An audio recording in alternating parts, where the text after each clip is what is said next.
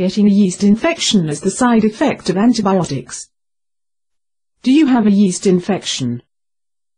These are the typical symptoms: an abnormal vaginal discharge, itching, and a burning feeling in your intimate area, pain while making love, painful urination, redness and swelling of the skin around your intimate area.